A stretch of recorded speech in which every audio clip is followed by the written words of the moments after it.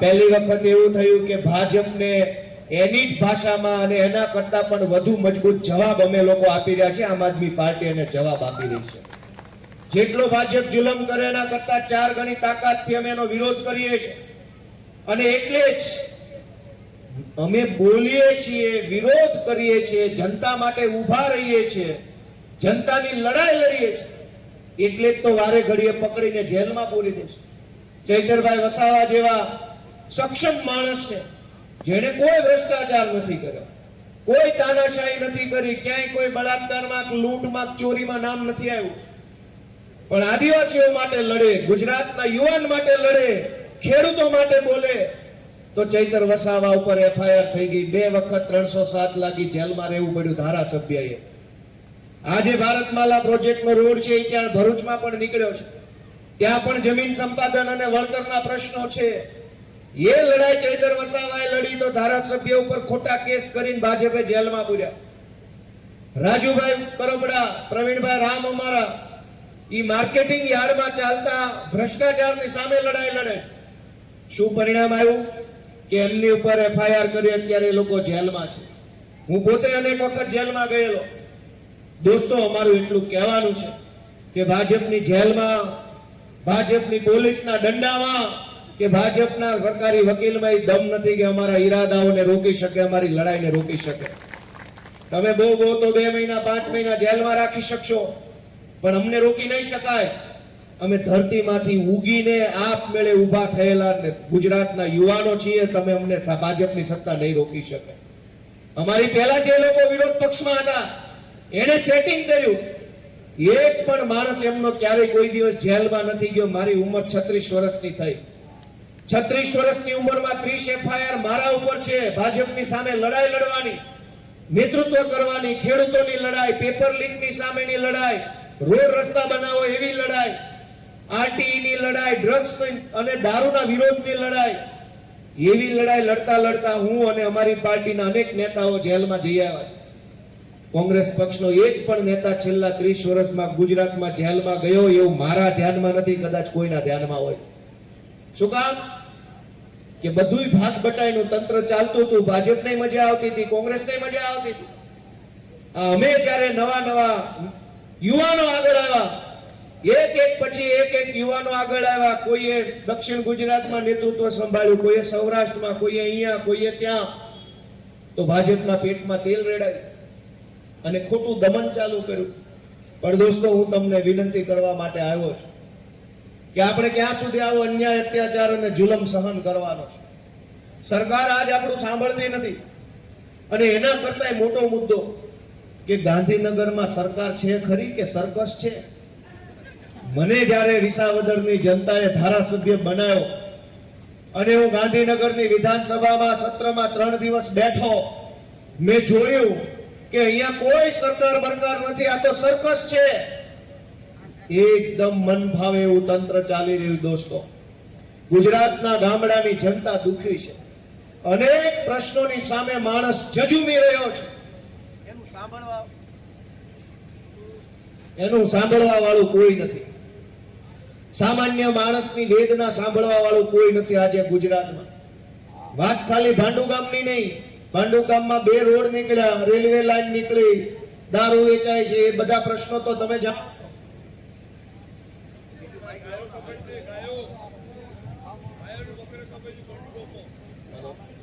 Hello, એ બધા પ્રશ્નો તો તમે જાણો છો. પણ આજ ગુજરાતના ગામડામાં રહેતો એક માણસ નાનામાં નાની વસ્તુ માટે થઈને દુખી છે. છોકરાને ભણાવવાની વાતથી લઈ, પરિવારમાં કોઈ બીમાર પડે તો એને ક્યાં દવાખાને લઈ જાવો, કેમ સારવાર કરાવવી, મજૂરી કરતા માણસને સરકારી અનાજની દુકાનમાં જે કંઈ અનાજ મળવા પાત્ર છે ત્યાં પણ લાચારી કરવી પડે છે. એનાથી પણ આગળ વધીએ તો ક્યાંક મીટરનું કનેક્શન લેવું હોય ખેતરોમાં કે ગામમાં તો લાઇટ વિભાગ વાળાને હાથ જોડવા પડે છે. એક લાઇટનું કનેક્શન લેવા માટે પૈસા આપવા પડે, હાથ જોડવા પડે, ધક્કા ખાવા પડે. ભાઈ, લાઇટ તો ક્યાં મોજ શોખની વસ્તુ છે કે કનેક્શન લઈને માણસ ખાઈ જવાનો છે. લાઇટ તો લાઇટ છે. કોઈ બલ્બ સળગાવશે, કોઈ પંખો કરશે, શાંતિથી જીવશે, પણ લાઈટ જેવી વસ્તુ માટે કગરવું પડે.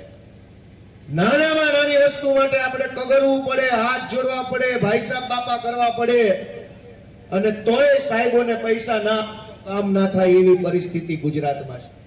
પણ સાંભળવા વાળો કોણ? આ દરેક પ્રશ્નને તમારે કહેવો હોય, રજૂઆત કરવી હોય તો કોને કહેવાનું? કોઈ સાંભળે એમ નથી. આખા ગુજરાતમાં આપણા પ્રશ્નો, ગામમાં ભાજપના આગેવાનો ઘણા હોય, પણ પ્રશ્ન સાંભળવા માટે નહીં, ગામને દબાવવા માટે થઈને આગેવાનો હોય છે. ગામડે ગામડે એના બે પાંચ માણસો છે, એ લોકો ગામનો પ્રશ્ન નહીં સાંભળે, પણ ગામમાં કોઈ ભાજપની વિરુદ્ધમાં બોલે, ભાજપની વિરુદ્ધમાં પોસ્ટ લખે, તો દબાવવા માટે થઈને ગામનો ભાજપ વાળો તરત સામે આવે, ફોન કરે, કેમ ભાઈ, શું છે, કેમ છે, તેમ છે.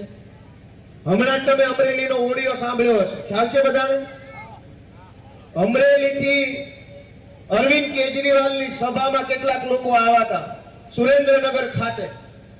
એ ગામના સરપંચે ગામના લોકોને ફોન કરીને બેફામ ગાળો દીધી કે તું મોદીની સભામાં નથી આવતો અને કેજરીવાલની સભામાં કેમ ગયો? વિચાર કરો દોસ્તો કે ગામમાં કોઈ માણસ ભાજપનો આગેવાન બન્યો હોય તો એની જવાબદારી એ છે કે ગામમાં દારૂ વેચાતો હોય તો બંધ કરાવે, ગામમાં તલાટી ટાઈમે ન આવતા હોય તો ઉપર ફોન કરે, ગામની અંદર રોડ સારા ન હોય તો ઉપર ફોન કરવો જોઈએ, ગામની સહકારી મંડળીમાં બરાબર ન ચાલતું હોય તો એને બરાબર કરાવે.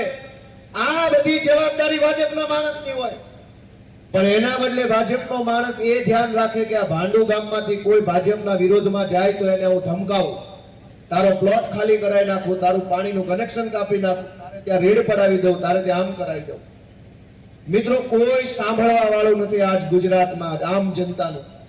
અને તમે બોલવા જશો તો દબાવી દેશે, પોલીસ મોકલશે, રેડ પડાવશે, આ કરશે, તે કરશે. હું તમને વિનંતી કરવા માટે આવ્યો છું કે બહુ ભાજપને બધાએ મત આપ્યા, સમય આપ્યો, પૈસા આપ્યા, એમના સ્વાગત સન્માન બધું જ કર્યું. એક વખત તમે બધા ભેગા મળે, અમારી જેવા જુવાનિયાઓને તમારા આશીર્વાદ આપો તો અમે ગુજરાતમાં ઘણું સારું કામ કરી શકીએ એમ છે દોસ્તો. તમારા બધાના આશીર્વાદ મળે તો ઘણું સારું કામ આ યુવાનોની ટીમ કરી શકે એમ છે. તમારા આશીર્વાદની જરૂર છે દોસ્તો. આજ ગુજરાતની અંદર એક નવો વિકલ્પ ઉભો થયો છે, અનેક યુવાનો આગળ આવ્યા છે. મિત્રો, નેતાને ચૂંટણી હારવાનો ડર લાગતો બંધ થઈ જાય તો જિંદગીમાં કોઈ કામ કરે નહીં. દુનિયા આખીના નેતાઓને એક જ વસ્તુની બીક લાગે, ચૂંટણી હારવાની. નેતા કોઈ દિવસ ભગવાનથી બીવે નહીં, ભૂતથી બીવે નહીં, માણસથી બીવે નહીં, કોઈનાથી એટલા જાડી ચામડીના થઈ જાય છે આ ભાજપ વાળા. એને એક જ વાતનો ડર હોય કે ચૂંટણી હારી જાય તો. દોસ્તો, અહીંયા ગુજરાતમાં તો આપણે બધાએ ભાજપને એટલા મત આપ્યા કે નેતાને ચૂંટણી હારવાનો ડર જતો રહ્યો છે. હવે કોઈનાથી ડરતો નથી. અને જે માણસ જનતાથી ન ડરે એ જનતાનું કામ કરે કે ન કરે, કેવા છે બધા? જે માણસ જનતાથી ન ડરે એ જનતાનું કામ કરે કે ન કરે? ન કરે.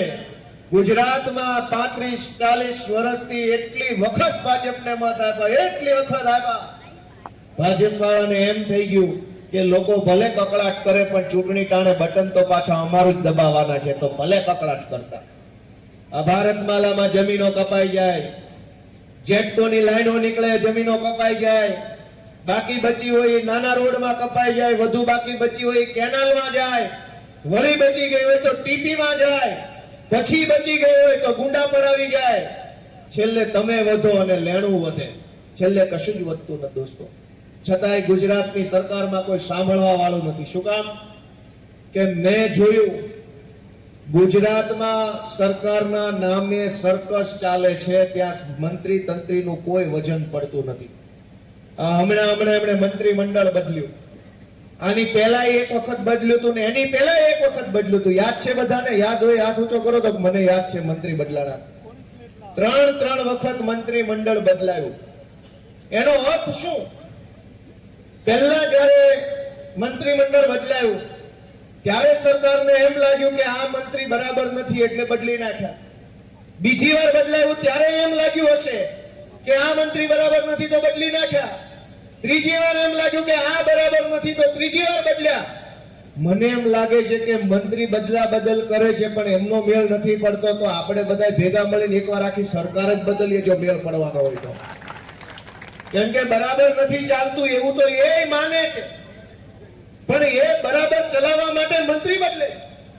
પણ મંત્રી બદલાવે બરાબર ચાલવાનું હોત તો ચાલતું થઈ ગયું હોત પહેલી વાર બદલ્યા ત્યારે, અથવા બીજી વાર બદલ્યા ત્યારે, અથવા હવે ત્રીજી વારમાં. પણ મને એમ લાગે કે ગુજરાતમાં હવે મંત્રીને આખી સરકાર બદલવા માટેનો ટાઈમ આવી ગયો છે ને એના માટે આપણે બધાએ આગળ આવવાનું. દોસ્તો મિત્રો, આમ આદમી પાર્ટી ગુજરાતની જનતાનો અવાજ બનીને આગળ વધી રહી છે. એક મુદ્દા ઉપર અમે આ પૂરી તાકાતથી બોલીએ છીએ. કોઈ શરમ નહીં ભાજપની, કોઈ ડર નહીં, કોઈ છુપી લોભ લાલચ આધારે કામ કરતા નથી. અમે છામી છાતીએ ભાજપ સામે લડીએ છીએ, એનું પરિણામ ભોગવીએ છીએ, પણ છતાંય લડીએ છીએ. તમારા આશીર્વાદની આશા રાખીએ છીએ કે તમને એમ લાગે કે આ ચૈતરભાઈ ને ઈશુદાનભાઈ ને ગોપાલભાઈ આ યુવાનો ખરેખર કંઈક સારું કરવા માટે લડે છે, નિસ્વાર્થ ભાવે લડે છે એવું તમને અંદરથી આત્મામાંથી લાગે તો એક વખત ખાલી આમ આદમી પાર્ટીને આવનારી ચૂંટણીમાં ઝાડુના નિશાન ઉપર મત આપજો એવી હું આપ સૌને પ્રાર્થના કરું છું. મિત્રો દોસ્તો, આપણે બધાએ એટલા બધા, મને હમણાં ગામમાં કીધું કે ભાઈ દારૂના કારણે ખૂબ લોકો બરબાદ થયા છે, પરિવાર, અને અનેક બહેનોનું ઘર, આખો સંસાર બરબાદ થઈ ગયો છે દારૂના વ્યસનમાં. કેટલાય વ્યક્તિઓ કમોત મર્યા છે, નાની ઉંમરમાં મૃત્યુ થયા, આવું મને કીધું. તમે વિચારો એક બાજુ કે આ ગુજરાતમાં આપણા જ મતથી બનેલી સરકાર જો આપણા જ પરિવારના સભ્યનું આવું રીતે કમોત થાય, એવી રીતે ખુલ્લેઆમ દારૂ વેચવા દે. તમે તો નથી વેચી શકતા, આપણે તો હેલ્મેટ વગર રોડે નથી ચડી શકતા, તો દારૂ વેચનારાની હિંમત ક્યાંથી આવે છે? અને એટલી હિંમત કે બુટલેગરોના છોકરાઓએ વિસનગરમાં બળાત્કાર કર્યો. તમે વિચાર કરો કે બુટલેગરોની હિંમત જુઓ. દોસ્તો, આ પરિસ્થિતિ ક્યારે બદલાશે? આપણે બધાએ આપણા પોતાના માટે જાગવાનું છે. આમ આદમી પાર્ટી માટે નહીં, ગોપાલ ઇટાલિયા માટે નહીં, કોઈના માટે નહીં, તમારા પોતાના માટે, તમારા પરિવાર માટે, તમારી માલ મિલકત માટે સૌ થોડું થોડું જાગૃત થાય, પોતાનો આત્મા જગાડે એવી હું તમને બધા કરું. દોસ્તો, આપણે બધાએ આપણો આત્મા જગાડવો પડશે કે કેવી રીતે જીવવું આ પરિસ્થિતિમાં. સામાન્યમાં સામાન્ય વાત માટે થઈ અને આપણી કોઈ સાંભળવા તૈયાર નથી. ગામની સરકારી અનાજની દુકાન ક્યાંક ક્યાંક સારું હોય છે, પણ લગભગ જે ગરીબ માણસ જ્યારે અનાજ લેવા જાય ને ત્યારે આ અંગૂઠો લાવો ને પેલો અંગૂઠો લાવો ને લાઈનમાં ઉભા રહો, શુક્રવારે આવજો ને સોમવારે આવજો, સવારે આવો ને બપોરે આવો. 4 કિલો ઘઉં માટે આટલી બધી આજીજી કરવાની? અવડા મોટા દેશ, અવડા મોટા રાજ્યની સરકાર આત્મસન્માન અને સ્વાભિમાન સાથે આપણને પેટ નહીં ભરી શકે? ગુંડાઓ, બુટલેગરો, માફિયાઓ, ભાઈએ કીધું એમ ક્યાં ગયા? પેલા હમણાં ગૌચરો ખાઈ જાય છે. ગૌચરો, હજારો એકર ગૌચરો ખાઈ ગયા ભાજપના ગુંડા. તો ન પોલીસ કઈ બગાડી શકી, ન મામલતદાર એનું કઈ બગાડી શક્યો, ન કલેક્ટર કઈ કરી શક્યો, ન મંત્રી કઈ કરી શક્યો. ગુંડાઓ સામે પોલીસ, મામલતદાર, કલેક્ટર, ટીડીઓ, ડીડીઓ, મંત્રી બધા જ લાચાર. પણ એક ગામડાનો ગરીબ માણસ જો ચોખા લેવા બજારમાં દુકાને જશે સસ્તા અનાજની, તો સિંઘમો થઈ જશે બધા તમારા ઉપર. ગરીબ માણસ ઉપર આખી સરકારી તંત્ર ચડી બેસે અને ગુંડાઓની સામે મુજરો કર્યા કરે, ગુંડાઓની સામે ભૈસાબ બાપા જી કર્યા કરે. મારી વાત સાચી છે કે ખોટી છે? 7-8 જણાએ સાચી કીધું, એનો ખૂબ ખૂબ આભાર. બધાએ સાચી નથી કીધું એટલે કદાચ ખોટી હોય. સાચી છે કે ખોટી? છાંયે ઉભા એને એમ લાગે ખોટી વાત છે, ભલે ગુંડા જલસા કરતા ભાજપના રાજમાં. સાચી છે કે ખોટી? દોસ્તો, રાજનીતિ ઉપર ગુંડા, બદમાશ, લુખ્ખા, લફંગાઓએ કબજો કરી લીધો છે. એક નેતાના ધંધા તમને મારા કરતા વધારે ખબર હશે. રાજકારણમાં સજ્જન માણસ હોવો જોઈએ, સમાજની સેવા કરે એવો માણસ હોવો જોઈએ, લોકોની વાત સાંભળે એવો માણસ હોવો જોઈએ, લોકોને ખભે ખભો મિલાવી એની હારે રહીને કામ કરે એવો માણસ હોવો જોઈએ. એના બદલે ભાજપ વાળાએ શું કર્યું? જેટલો મોટો ગુંડો એટલો મોટો હોદ્દો, જેટલો મોટો નબળો માણસ એટલી મોટી હોદ્દા ઉપર એને પહોંચાડે છે. પહેલાના જમાનામાં કોંગ્રેસમાં એવું થતું હતું કે કોંગ્રેસના બધા નેતાઓ ગુંડાના સહારે ચૂંટણી જીતતા. ચૂંટણી આવે એટલે ગુંડાઓને છૂટો દોર આપી દે, ગુંડાઓ ગામને દબાવતા, નકલી મતદાન કરતા, બોગસ મતદાન કરતા અને કોંગ્રેસના નેતા જીતી જતા. પછી ભાજપ આવી, ગુંડાઓને એમ થયું કે અમે ગામને દબાવીએ ને જીતે જે કોંગ્રેસનો નેતા એના કરતા અમે જ દબાવીએ ને અમે ઉભા રહી જઈએ ને અમે મંત્રી. તો પહેલા ગુંડાઓ નેતાને જીતાવતા, હવે ગુંડા ચૂંટણીમાં ઉભા રહેવા લાગ્યા. શું કરશો કયો? બુટલેગરો ચૂંટણીમાં ઉભા રહે, માફિયાઓ ચૂંટણીમાં ઉભા રહે, ગુંડાઓ ચૂંટણીમાં ઉભા રહે. કોઈ ને કોઈ રીતે ગુંડાઓ માફિયાઓ ચૂંટણીઓ જીતી જાય અને પછી લૂંટ્યા જ કરે છે. સામાન્ય માણસના ખિસ્સામાં 5 પૈસા નથી આવતા. વિસાવદરની ચૂંટણીમાં મને યાદ છે, આજે અહીંયા જે દારૂની વાત કરી કે બહેનો વિધવા છે, વિધવા બહેનોને વિધવા સહાય માટેનું ફોર્મ ભરવું હશે, સરકારમાંથી 1200-1500 રૂપિયાની સહાય જોતી હશે, વિધવા સહાય, તો નહીં મળે. આ કાગળ લાવો, પેલું કાગળ લાવો, છોકરાનું એફિડેવિટ લાવો, જન્મ તારીખનો દાખલો, મૃત્યુનો દાખલો, વિધવાનો દાખલો, 2 કિલો દાખલા આપીએ ત્યારે 200 રૂપિયા નથી મળતા. પણ એના આ જ ગામમાં દાખલા તરીકે અત્યારે કોઈ બેન વિધવા સહાય માંગે સરકાર પાસે તો નહીં હોય, પણ ચૂંટણી આવશે તો ઘરે ઘરે જઈને 2-5 રૂપિયા ભાજપ વાળા આપી જશે કે વોટ દેજો, પૈસા લઈ જાઓ. તે દિવસે કોઈ એફિડેવિટ નથી માંગતા, તે દિવસે સોગંદનામું નથી માંગતા, તે દિવસે અંગૂઠો નહીં, ફોટો નહીં, કઈ નહીં. ચૂંટણી છે તો લઈ જાઓ પૈસા, ચૂંટણી પૂરી તો હવે 5 વર્ષ પછી મળશું. વિસાવદરની ચૂંટણીમાં ઓહો ભાજપે એટલા રૂપિયા વાપર્યા કે આપણે બોલીએ તો આપણને એમ લાગે કે કેમ બોલવું આવડો મોટો આંકડો. એટલા રૂપિયા લોકોને આપવાની કોશિશ કરી, લોકોએ ચાલાક થઈ ગયા. લઈ લો, આપણો જ લૂંટેલો માલ છે, મતલબ દેવાના, માલ લાવો. લોકોએ બધું જે દીધું એ લઈ લો, મત નથી દેવાના. અમારો માલ તો પાછો આપે છે, લાવ બેટા લાવ, 5 નહીં 10 લાવ. અને 17,000 મતથી હરાઈ દીધા. દોસ્તો, ચૂંટણી હોય ત્યારે ઘરે મોહલ્લે જે ઘર સુધી જવાનો રોડ ન હોય ત્યાંય ભાજપ વાળા જઈને પૈસા આપવાની કોશિશ કરે. પણ જ્યારે ચૂંટણી પૂરી થઈ જાય ને એક ગરીબ માં એમ કે મારો દીકરો બીમાર છે, મારો ઘરવાળો બીમાર છે, મારી માં બીમાર છે, 2 લાખનું દવાખાનું આવ્યું, બિલ ભરવાના પૈસા નથી, કયા દવાખાને લઈ જાઓ, તો કોઈ મદદ કરતું નથી. મારી વાત સાચી છે કે ખોટી છે? મિત્રો, હું તમને વિનંતી કરવા આવ્યો છું. અમે રાજકારણના માણસો નથી. હું પોતે અમદાવાદ પોલીસમાં નોકરી કરતો હતો. 2012, 13, 14, 15 કોન્સ્ટેબલ હતો. બહુ મહેનત કરીને નોકરીમાં લાગ્યો. ગામડે રહેતો હતો, ખેતી કરતો હતો, ઢેફામાં ફર્યા કરતા હતા. પછી એમ થયું કે આ ધૂળ ઢેફામાં ફરતા ક્યારે આપણે આગળ આવશું, લાવો કંઈક સરકારી નોકરીની તૈયારી કરીએ. તૈયારી કરી, ભગવાનના આશીર્વાદ હશે, મારી માના આશીર્વાદ, તે હું કોન્સ્ટેબલ બન્યો. ત્યાં ગયો તો મને ખબર પડી કે ભાઈ અહીંયા તો બધું ઘણું હજુ આગળ જઈને ઘણું મોટું કામ કરવું પડે એવી જરૂર છે.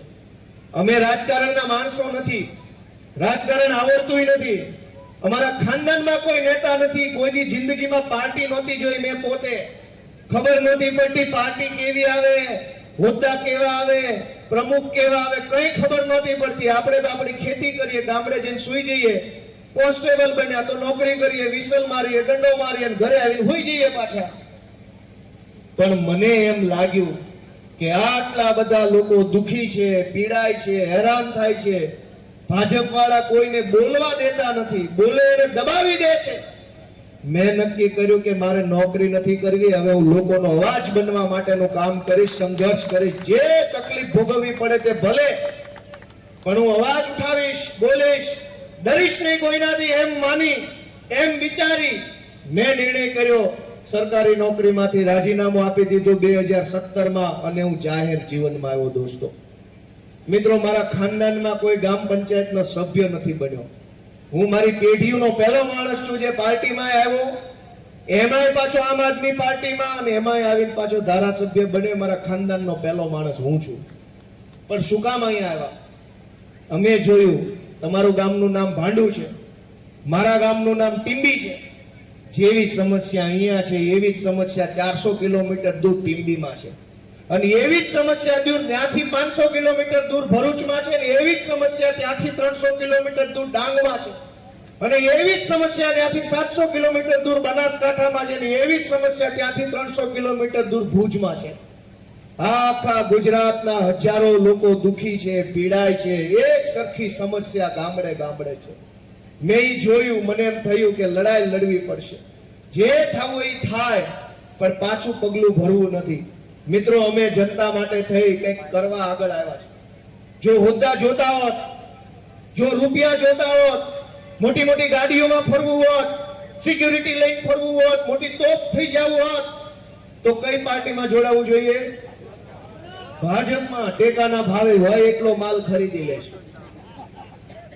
દોસ્તો, અમે સંઘર્ષની પાર્ટીમાં જોડાયા છે. અમારી પ્રમાણિકતાનું બીજું કોઈ પ્રમાણપત્ર હોય નહીં. હું જાણું ને હજાર હાથ વાળો જાણે કે ગોપાલના ઈરાદા કેવા છે.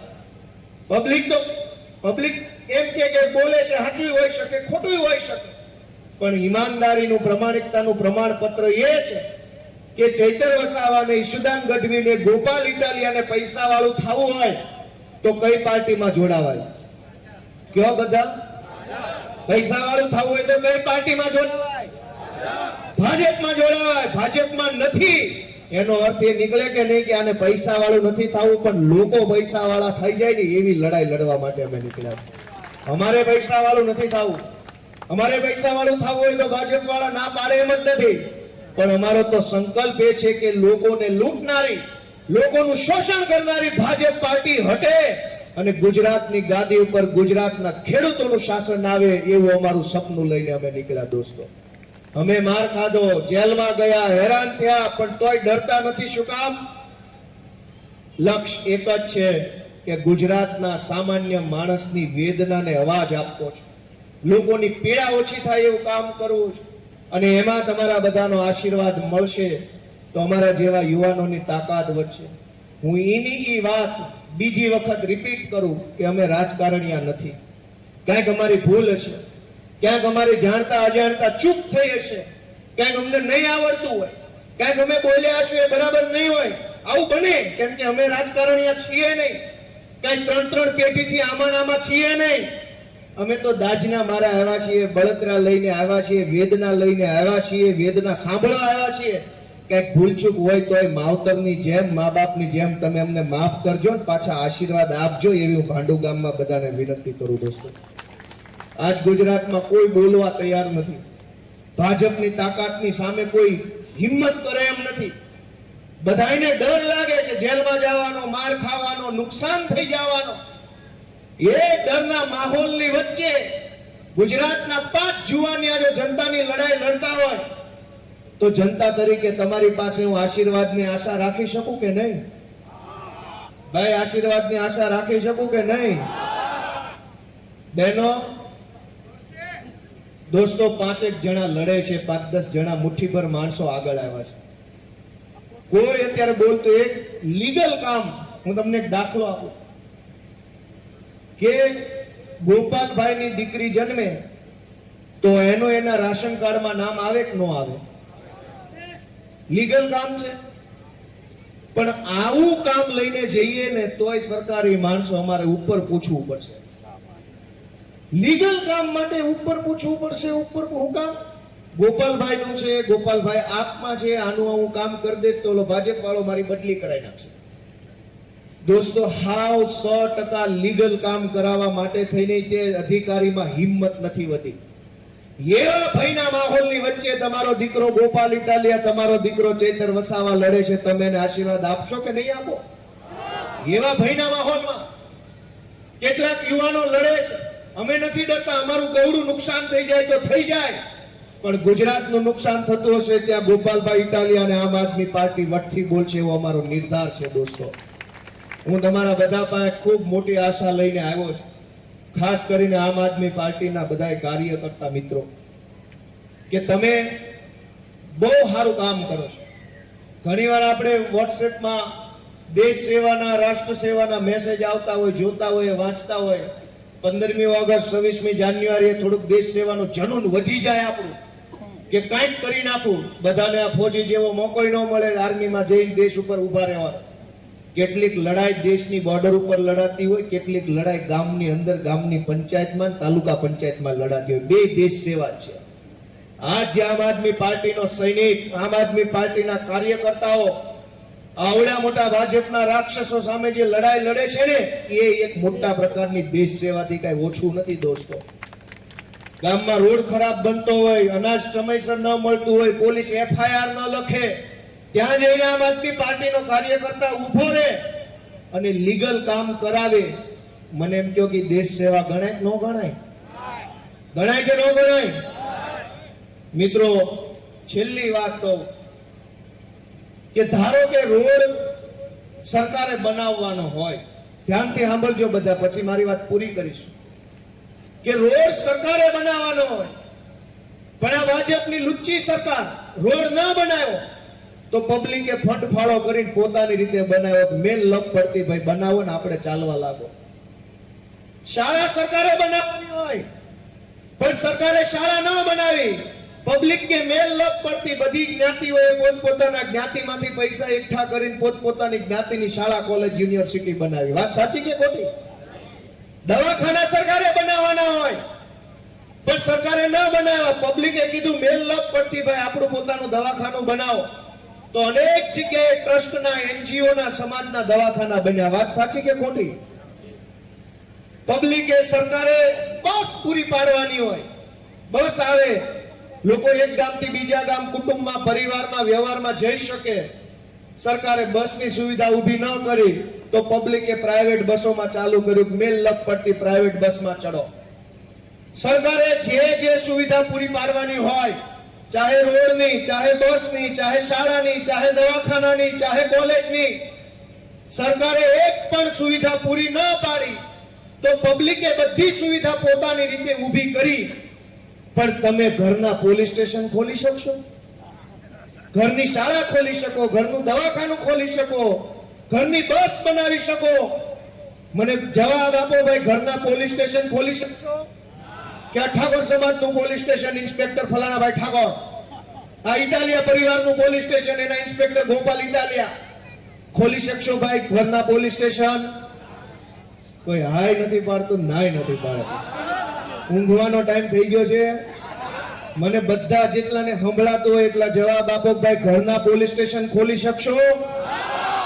ઘરના પોલીસ સ્ટેશન ખોલી શકશો? ઘરની શાળા ખુલે, ઘરનું દવાખાનું, ઘરની બસ, ઘરની દુકાન, ઘરનું મકાન, ઘરનો રોડ, પણ પોલીસ સ્ટેશન, કલેક્ટર ઓફિસ, મામલતદાર ઓફિસ ઘરની ખોલી શકશો? કે ભાંડુ ગામના પટેલ સમાજની મામલતદાર ઓફિસ? દોસ્તો, બધી જ વ્યવસ્થા આપવામાં સરકાર નિષ્ફળ ગઈ તો આપણે આપણી રીતે ચલાવી લીધું. પણ હવે જ્યાં આપણે આપણી રીતે નથી કરી શકવાના, પોલીસ સ્ટેશન નથી ખોલી શકવાના, કલેક્ટર ઓફિસ નથી ખોલી શકવાના, તો કરવાનું શું? પોલીસ સ્ટેશનમાં FIR ન લખાય, કલેક્ટર ઓફિસમાં સુનાવણી ન થાય, તો ઘરનું કલેક્ટર નહીં ખોલે, ઘરનું પોલીસ નહીં ખોલે, તો હવે આપણે એક કામ કરી શકીએ, પોલીસ સ્ટેશન ન ખોલી શકીએ, કલેક્ટર ઓફિસ ન ખોલી શકીએ, પણ સરકાર તો બદલી શકીએ કે ન બદલી શકીએ? સરકાર તો બદલી શકે કે નહીં? દોસ્તો, પોલીસ સ્ટેશનમાં FIR ન લખાય, બસ ન હોય તો પ્રાઇવેટ બસ, પણ બળાત્કાર થાય એની FIR લખવાની પોલીસ ના પાડે તો ક્યાં જવાનું? ચોરી થાય એની FIR ન લખાય, બુટલેગરોની ફરિયાદ કરો તો પોલીસ આવે એ પહેલા બુટલેગરનો ફોન આવે, કાં ભાઈ તને શું તકલીફ છે, હું દારૂ વેચું એમાં? દોસ્તો, આ હાલત ગુજરાતની થઈ ગઈ છે.